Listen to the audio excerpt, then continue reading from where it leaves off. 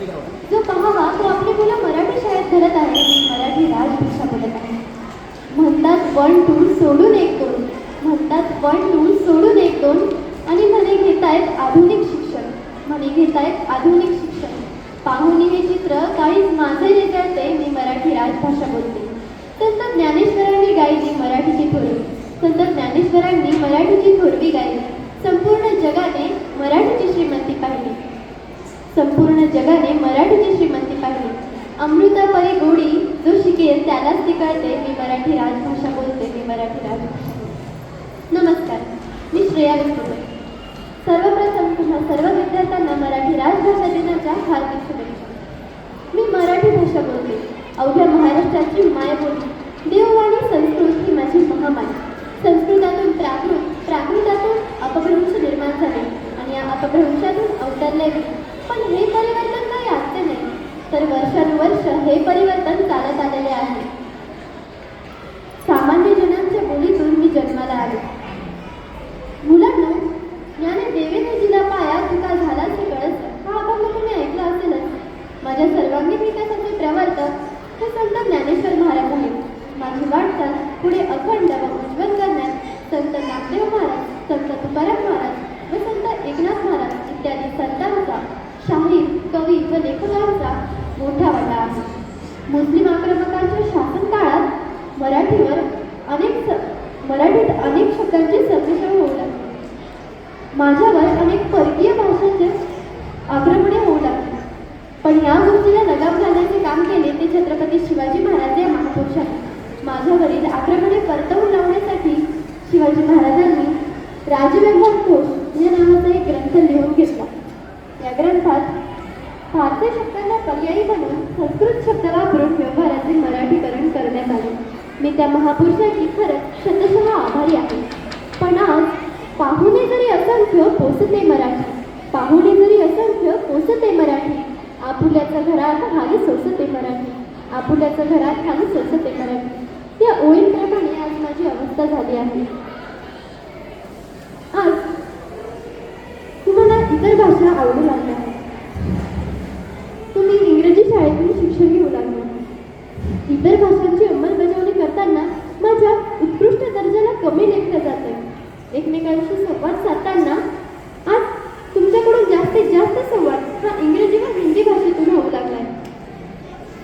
पण खरंच याचं मला अत्यंत वाईट वाटत आहे. अहो, दिवसाची सुरुवात व शेवट सुद्धा सुप्रभात व शुभरात्री या शब्दांनी न होता गुड मॉर्निंग व गुड नाईट असे शब्द वापरले जात आहेत. पण माझे प्रेमळ सुप्रभात व शुभरात्री हे शब्द कुठेतरी हरवत चालले. बाळ पाळण्यात असताना त्याच्या कानावर अंगाई पडते, ती माय मराठीतच ना. पण आज परिस्थिती बदलत चालली आणि आज तुम्हाला जॉनी जॉनी येस पापा, ट्विंकल ट्विंकल लिटल स्टार अशी गाणी आपलीशी वाटायला लागली आहे. जागतिकीकरण या शब्दाने जगावर खूप मोठी जादू केली आहे आणि जग वेगाने चालू लागले आहे. आणि या वेगात आभाळ कवेत घेण्यासाठी हात उंचावलेला माणूस मातीलाच विसरून जात आहे. खरंच ही किती खंतेची बाब आहे. खरं तर मी संपावे, मी नष्ट व्हावे असे तुमचे कोणाचे इच्छा नसेल. पण कळत नकळत असं घडत चाललं आणि असं घडतच आहे तुमच्याकडून आणि सर्वांकडूनच. माझ्या रहासाची सुरुवात झाली ती इंग्रजी माध्यमाच्या शाळेतूनच. तुम्ही इंग्रजी शाळेतून शिकता. मी कोणत्याही इतर भाषेच्या विरुद्ध नाही, पण इथे प्रश्न आहे तो माझ्या अस्तित्वाचा, मराठी मुलांच्या अस्तित्वाचा. मुले इंग्रजी शाळेतून शिकतात, मोठी होतात, शिक्षण घेऊन परदेशात जातात, शिक्षण घेण्यासाठी परदेशात जातात. त्यांच्या मनात इंग्रजी विषयीची खूप आकर्षण निर्माण झाले आणि त्यामुळेच मराठीला हीनतेची भावना निर्माण झाली. पण असे होता कामा नये. कारण तुम्ही इतर भाषा अवगत करत असताना शिक्षणासाठी, व्यवसायासाठी तुम्हाला अभिमान हा माय मराठीचाच असला पाहिजे. माझ्या बाळांनो, तुम्हाला इंग्रजी येत नसेल तर लाज बाळगण्याचे कारण नाही.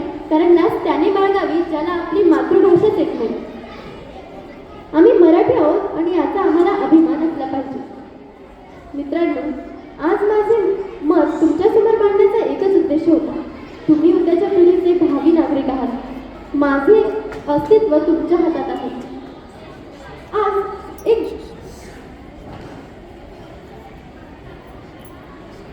मनुष्य पूर्णपणे मराठी बोलू शकत नाही.